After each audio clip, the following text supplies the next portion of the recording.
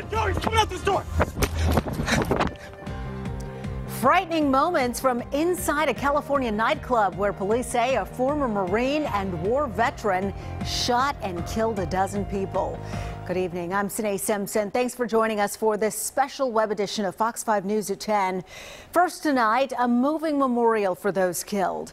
They came from all over in all walks of life. The victims include college students, recent graduates, a Navy veteran, and an experienced sheriff's deputy who was only 1 year away from retirement. Fox's Ray Bogan shows us how they are all being remembered tonight.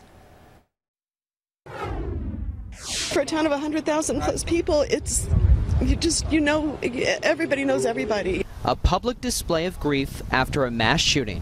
I just wanted to be out here to give my support to the officers. Wednesdays are college country night at the Borderline Bar and Grill, popular with students from nearby Pepperdine and California Lutheran universities. This week was different. Investigators say Ian David Long, a 28-year-old former Marine, shot a bouncer, made his way inside, and indiscriminately fired a handgun. Sergeant Ron Helis, the first officer to go inside, was shot and killed. 11 others were also murdered. There were 11 victims inside the bar earlier today, last night.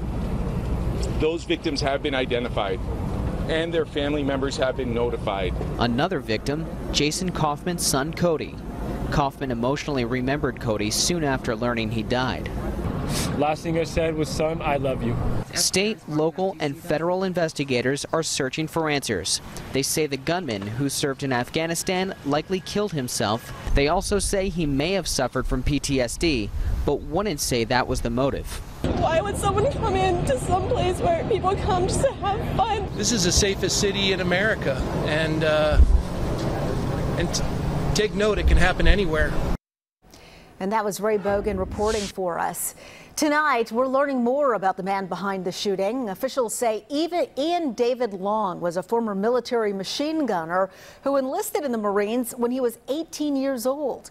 He got married in 2009, but separated from his wife just 2 years later while deployed on a 7-month tour in Afghanistan.